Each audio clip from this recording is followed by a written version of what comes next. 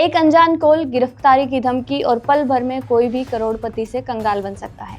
भारत के हर कोने में साइबर अपराधियों का ऐसा जाल बिछा है जो किसी को भी अपनी चपेट में ले सकता है।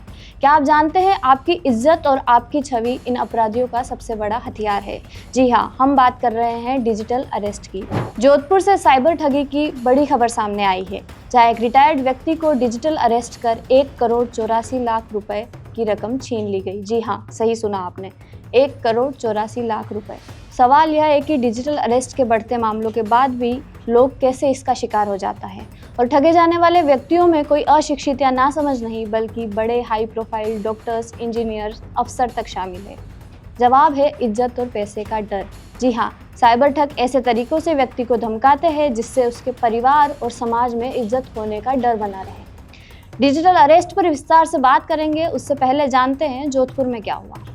दरअसल जोधपुर के नरेश कुमार बेरवा, जो कि 2020 में हिंदुस्तान पेट्रोलियम से वीआरएस लेकर रिटायर्ड हुए थे, उन्हें 25 नवंबर को एक अनजान कॉल आया, जिसमें कॉल करने वाले व्यक्ति ने खुद को भारतीय रिजर्व बैंक यानी कि आरबीआई का अधिकारी बताया।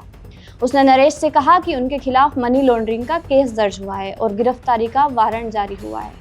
ठग ने भरोसा दिलाया कि यदि वह अपने बैंक खाते में जमा राशि की जांच करवाएगा तो उसे गिरफ्तारी से बचाया जा सकता है।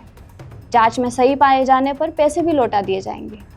ठग गिरोह ने मुंबई क्राइम ब्रांच और सीबीआई अधिकारी बनकर भी नरेश को धमकियां दी और कहा कि यदि वह जांच में सहयोग नहीं करेगा तो न केवल उसे बल्कि उसके परिवार को भी गिरफ्तार कर लिया जाएगा।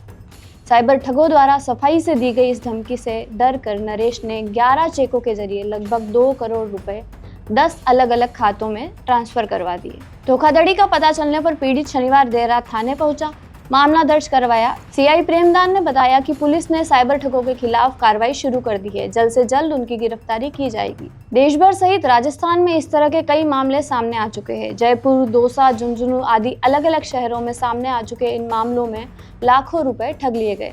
दरअसल डिजिटल अरेस्ट में यह ठग आपको कॉल करके कोई पुलिस अधिकारी या सीबीआई अधिकारी होने का दावा करते हैं और धमकाते हैं कि आपका नाम किसी मनी लॉन्ड्रिंग या गलत काम के केस में शामिल है। ये ठग आपके माता पिता को भी फोन करके उन्हें निशाना बना सकते हैं कि आपका बेटा या बेटी किसी अवैध केस में पकड़े गए हैं, उनके खिलाफ एफआईआर है।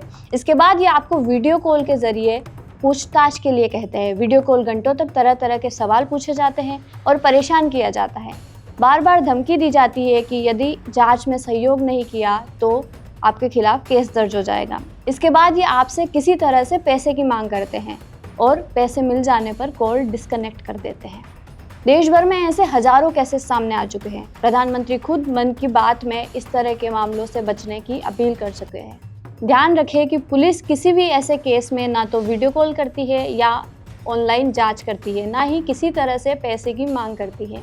खुद भी सतर्क रहे और अपने परिवार को भी डिजिटल अरेस्ट के बारे में बताएं।